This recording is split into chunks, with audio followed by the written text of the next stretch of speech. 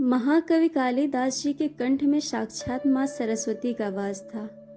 शास्त्रार्थ में उन्हें कोई पराजित नहीं कर सकता था। अपार यश, प्रतिष्ठा और सम्मान पाकर एक बार कालिदास जी को अपनी विद्वता पर घमंड हो गया। उन्हें लगा कि उन्होंने विश्व का सारा ज्ञान प्राप्त कर लिया है और अब सीखने को कुछ नहीं बचा। उनसे बड़ा ज्ञानी संसार में अन्य कोई नहीं। एक बार पड़ोसी राज्य से शास्त्रार्थ का निमंत्रण पाकर कालिदास विक्रमादित्य से अनुमति लेकर अपने घोड़े पर रवाना होकर निकले। ज्येष्ठ महीने की धूप अपने चरम पर थी। तेज धूप और लगातार यात्रा से कालिदास को प्यास लग गई। थोड़ी तलाश करने पर उन्हें एक टूटी झोपड़ी दिखाई दी। पानी की आशा में वह उस झोपड़ी की ओर बढ़ चले। झोपड़ी के सामने एक कुआं भी था। कालिदास ने सोचा कि कोई झोपड़ी में हो तो उससे पानी देने का अनुरोध किया जाए। उसी समय झोपड़ी से एक छोटी बच्ची मटका लेकर निकली। बच्ची ने कुएं से पानी भरा और वहां से जाने लगी। कालिदास उसके पास जाकर बोले, बालिके बहुत प्यास लगी है, जरा पानी पिला दो। बच्ची ने पूछा, आप कौन हैं? मैं आपको नहीं जानती, पहले आप अपना परिचय दीजिए। कालिदास को लगा कि मुझे कौन नहीं जानता, मुझे परिचय देने की क्या आवश्यकता। फिर भी प्यास से बेहाल थे तो बोले, बालिके अभी तुम छोटी हो इसलिए मुझे नहीं जानती। घर में कोई बड़ा हो तो उसको भेजो, वह निश्चय ही मुझे देखते ही पहचान लेगा। दूर दूर देशों तक मेरा बहुत ही नाम और सम्मान है। मैं बहुत विद्वान व्यक्ति हूँ। कालिदास के बड़बोलेपन और घमंड भरे वचनों से अप्रभावित बालिका बोली, आप असत्य कह रहे हैं। संसार में कोई दो ही बलवान हैं और उन दोनों को मैं जानती हूँ। यदि आप अपनी प्यास बुझाना चाहते हैं तो उन दोनों का नाम बताएं।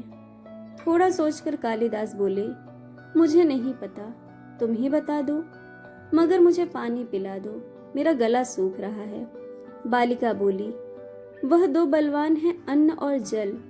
भूख और प्यास में इतनी शक्ति है कि बड़े बड़े बलवान को भी झुका दे। देखिए प्यास ने आपकी क्या हालत बना दी है। कालिदास चकित रह गए।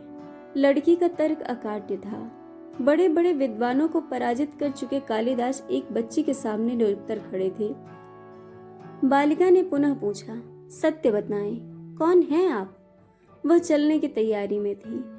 कालिदास थोड़ा नम्र होकर बोले, बालिके मैं बटोही हूँ। मुस्कुराते हुए बच्ची बोली, आप अभी भी झूठ बोल रहे हैं। संसार में दो ही बटोही हैं, उन दोनों को मैं जानती हूँ। बताइए वो दोनों कौन हैं? तेज प्यास से पहले ही कालिदास की बुद्धि छीड़ कर दी थी, पर लाचार होकर उन्होंने फिर से अनभिज्ञता व्यक्त कर दी। बच्ची बोली, आप स्वयं को बड़ा विद्वान बता रहे हैं और यह भी नहीं जानते। एक स्थान से दूसरे स्थान तक बिना थके जाने वाला बटोही कहलाता है। बटोही दो ही हैं, एक चंद्रमा और दूसरा सूर्य, जो बिना थके चलते रहते हैं। आप तो थक गए हैं, भूख प्यास से बेदम हैं, आप कैसे बटोही हो सकते हैं? इतना कहकर बालिका ने अपनी पानी से भरा मटका उठाया और झोपड़ी के भीतर चली गई। अब तो कालिदास और भी दुखी हो गए। इतने अपमानित वो जीवन में कभी नहीं हुए। प्यास से शरीर की शक्ति भी घट रही थी। उनको चक्कर आ रहा था। उन्होंने आशा से झोपड़ी की तरफ देखा। तभी अंदर से एक वृद्ध स्त्री निकली। उसके हाथ में एक खाली मटका था। वह कुएं से पानी भरने लगी। अब तक काफी विनम्र हो चुके कालिदास बोले, माते पानी पिला दीजिए, बड़ा पुण्य होगा। स्त्री बोली, बेटा मैं तुम्हें नहीं जानती, अपना परिचय दो, मैं अवश्य पानी पिला दूंगी। कालिदास ने कहा, मैं मेहमान हूँ, कृपया पानी पिला दी। स्त्री बोली, तुम मेहमान कैसे हो सकते हो? संसार में दो ही मेहमान हैं, पहला धन और दूसरा यौवन।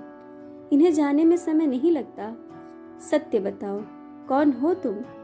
अब तक के सारे तर्क से पराजित हताश कालिदास बोले, मैं सहनशील हूँ, अब आप पानी पिला दें। स्त्री ने कहा, नहीं, सहनशील दो ही हैं, पहली धरती जो पापी पुण्यात्मा सबका बोझ सहती रहती है। उसकी छाती चीरकर बीज बो देने से भी अनाज के भंडार देती है। दूसरे पेड़ जिनको पत्थर मारो फिर भी मीठे फल देते हैं। तुम सहनशील नहीं, सच बताओ कौन हो?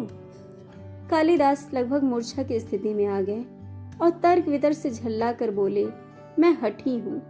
स्त्री बोली, फिर असत्य। हठी तो दो ही हैं, पहला नख और दूसरे केश। कितना भी काटो बार बार निकल आते हैं। सत्य कहें ब्राह्मण, कौन हैं आप? पूरी तरह अपमानित और पराजित हो चुके कालिदास ने कहा, फिर तो मैं मूर्ख ही हूँ। नहीं, तुम मूर्ख कैसे हो सकते हो? मूर्ख तो दो ही हैं, पहला राजा जो बिना योग्यता के भी सब पर शासन करता है, और दूसरा दरबारी पंडित जो राजा को प्रसन्न करने के लिए गलत बात पर भी तर्क करके उसको सही सिद्ध करने की चेष्टा करता है।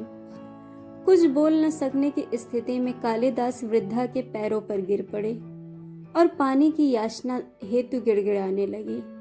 वृद्धा ने कहा, उठो वत्स। आवाज सुनकर कालिदास ने ऊपर देखा तो साक्षात मां सरस्वती वहां खड़ी थी। कालिदास पुनः नतमस्तक हो गए। माता ने कहा, पुत्र, शिक्षा से ज्ञान आता है, न कि अहंकार से। तूने शिक्षा के बल पर प्राप्त मान और प्रतिष्ठा को अपनी उपलब्धि मान लिया और अहंकार कर बैठी, इसलिए मुझे तुम्हारे चक्षु खोलने के लिए यह स्वांग करना पड़ा। कालिदास को अपनी गलती समझ आ गई। उसके बाद वह भरपेट पानी पीकर वे अपने गंतव्य की ओर चल पड़े। दोस्तों, आपको कहानी कैसी लगी यह हमें कमेंट करके जरूर बताइएगा, और अगर चैनल पर नए हैं तो चैनल को सब्सक्राइब और वीडियो को लाइक शेयर करना बिल्कुल मत भूलिएगा। वीडियो देखने के लिए आप सबका बहुत बहुत धन्यवाद। जल्द मिलेंगे एक और नई कहानी के साथ।